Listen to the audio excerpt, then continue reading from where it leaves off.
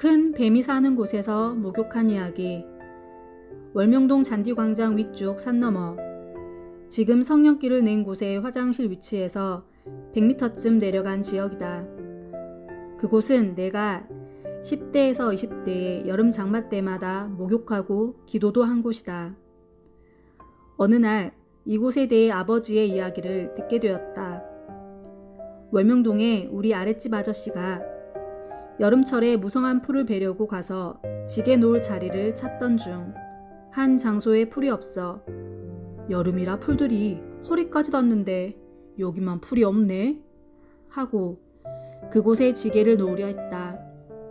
그런데 풀 너머로 보니 상상도 못할 크기의 시골 초가집 기둥만한 뱀이 또아리를 틀고 있는 것이었다. 깜짝 놀라 으앗 하고 소리를 지르니 그 큰 뱀이 꿈틀하였다. 아저씨는 기겁하며 그대로 도망쳐와서 3일 동안 혼자 생각했다. 여기 월명동에 살다가는 언젠가는 이 뱀한테 물려 죽는다.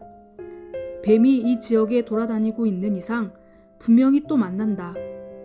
라고 판단하고 여기서 4km 떨어진 교촌리로 이사를 가기로 했다. 그러고 나서 일주일이 안 되어 그 큰 집을 남겨놓고 교촌리 향교 마을로 이사를 간 것이다. 한참 후에 그 아저씨가 집을 팔고 전답도 다 팔고서 그제야 동네 사람들에게 뱀 이야기를 해주며 그 지역에는 절대 가지 말라고 심정 태우며 당부했다. 뱀이 얼마나 크냐고 사람들이 물으니 시골 초가집 기둥만 하다. 확실히 봤다 라고 말해주었다. 내가 오죽하면 큰 집과 논밭을 다 팔고 이사 갔겠냐 하니 동네 사람들도 이 사실을 믿게 되었다. 내가 아버지에게 이곳에 대해 말하면서 저는 여름 한철 거기에 웅덩이 파놓고 목욕해요 라며 아버지도 동네 샘에서는 사람 올 때 못하니 거기서 하세요 했더니 아버지는 그 큰 뱀 이야기를 해주면서 다시는 거기에 가지도 말고 목욕도 하지 말라고 하셨다. 그 위치는 잔디광장 윗길에서 치타광장으로 가는 길이다. 치타광장은 횃골에서 농사 지을 때 식구들이 밥 먹던 쉼터 광장이다. 그 길로 가면 우측 돌에다 샘을 파놓은 곳이 나온다. 거기서 20m 더 가면 좌측에 반반한 양지가 나온다. 거기에 우리 밭이 있었다. 밭 끄트머리에 골짜기가 있는데 여름 장마가 질 때만 물이 내려갔다.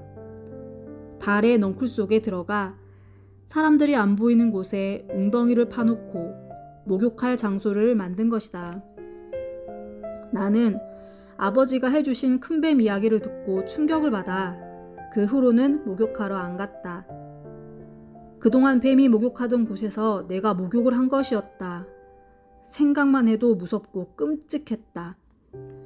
큰 뱀이 사는 덤불 밑에 웅덩이를 파놓고 내가 거기서 수영도 하고 씻고 닦았으니 내가 물에서 나온 후에는 뱀이 항상 그곳에서 놀았던 것이 확실했다.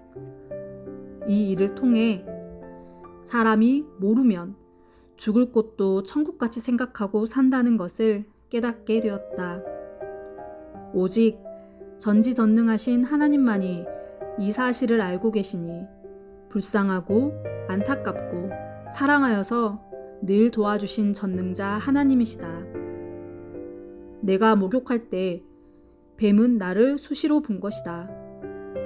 뱀도 여름에 더우니까 내가 파놓은 시원한 물에 수시로 들어가 있었던 것이다.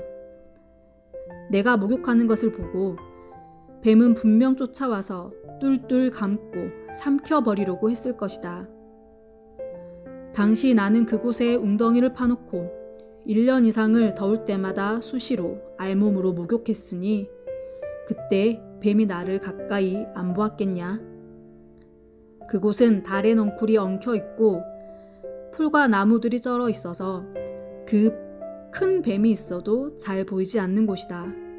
내가 죽음의 장소인 줄 모르고 한 가지만 생각하고 웅덩이를 파놓고서 목욕한 것이다. 그때 천군도 나를 지키고 하나님과 성자와 성령도 지켜주셔서 살았다. 그 옆에 우리 밭이 4개 있어서 그 후에도 몇 년 동안 자주 오고 가고 20년 이상 그 주변을 다녔어도 나는 그렇게 큰 뱀을 못 봤다. 하나님이 다른 데로 보내신 게 확실했다. 모르면 죽는 것이다. 사람이 모르면 수완전에 저승길을 갈 수밖에 없다.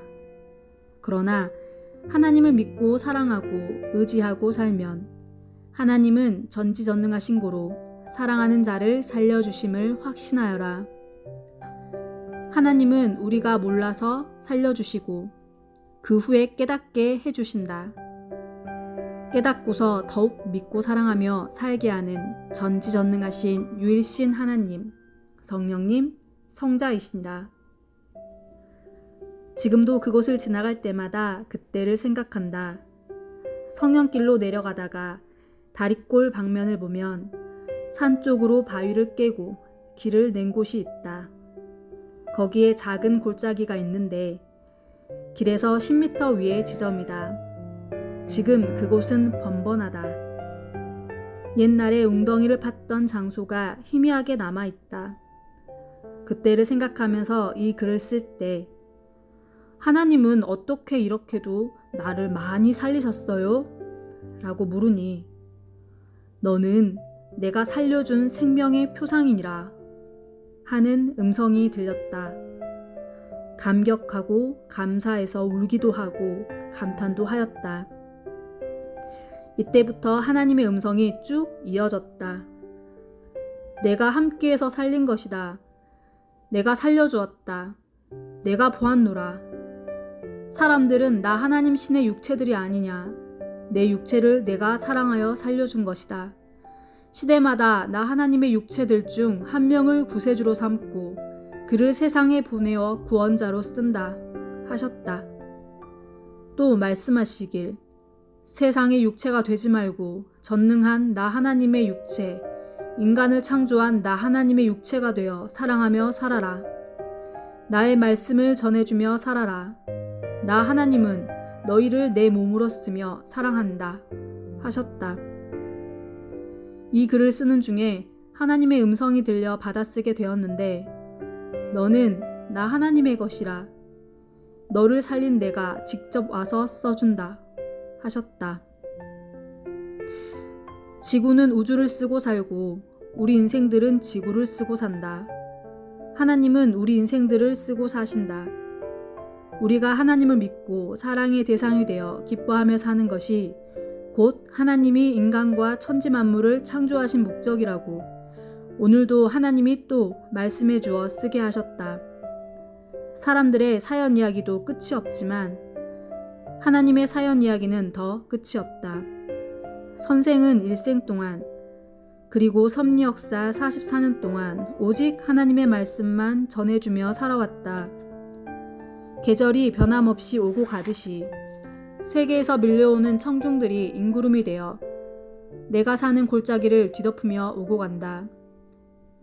외롭게 몇 집만 살던 골짜기가 2018년에서 2019년에는 1년에 100만 명씩 오고 간 골짜기가 되었으니 이것이 하나님의 역사가 아니고 누구의 역사이겠느냐. 나를 살려주신 하나님은 이들 또한 그 육신도 살리고 신앙도 살려서 하나님을 쫓게 하고 계신다. 그 하나님은 이 글을 쓸 때도 나와 같이 글을 써주고 계신다. 시간이 오래되어 세밀한 것은 잊어버렸기 때문이다. 그리고 이 글을 쓸 때 옆에서 타이핑하는 제자가 내 앞에 서 계신 하나님을 보았다고 말해주었다. 어떻게 보이더냐고 물으니 키는 3m 이상 되고 얼굴은 해같이 빛나서 얼굴 모양은 안 보였고 옷은 흰색으로 발에 끌리는 옷을 입으셨어요. 발은 옷에 덮여 있었으나 옷 사이로 보인 발은 크게 보였어요. 했다. 그러고는 하나님이 나타나셨을 때 선생님의 음성이 갑자기 달라지면서 나 하나님이 했다. 내가 했다. 라는 말을 선생님의 입으로 반복하셨어요. 그 현상은 잠깐 후에 사라졌는데 이후에는 다시 선생님의 음성으로 변하여 하나님은 사람 쓰고 행하신다. 나를 쓰고 지금도 행하신다. 라고 말씀하셨어요. 라고 말했다. 그래서 나는 죽음에서 살려주신 사연의 글을 한창 쓰고 있을 때 하나님이 오셨구나. 전에 기도할 때 나와 약속하셨다. 일을 맡기시고 그 사람이 힘들 때 꼭 오셔서 도와준다고 하시더니 약속대로 오셨구나 하고 말했다. 그러면서 그 제자에게 하나님이 오셨을 때 나에게 말 좀 하지 왜 안 했냐? 했다. 그랬더니 본인도 한창 타이핑하고 있던 때였고 선생은 5시간 넘게 눈을 감고 글의 내용을 부르고 있는데 그때 말하면 리듬이 깨지기 때문에 안 했다고 하였다. 그 순간 타이핑만 하라는 감동이 와서 계속 타이핑에 집중했다고 했다. 그 말을 들어보니 맞는 말이었다. 내가 만일 하나님이 오셨다는 말을 들었으면 글 쓰는 것을 중단하고 하나님과 대화했을 것이기 때문이다. 그래서 내가 본 것을 자세히 써서 여기에 넣어라 했다. 타이핑하는 제자가 본 것을 이 글 다음에 넣었으니 모두 읽어보아라. 나뿐만 아니라 너희도 하나님의 일을 하면 보이지는 않지만 하나님이 와서 도우시고 성령도 도우시고 성자도 도우시고 예수님도 도우시고 천사도 돕는다. 영의 세계에 들어가 보면 뜻이 있을 때마다 하나님은 영안을 열어 보게 해주신다.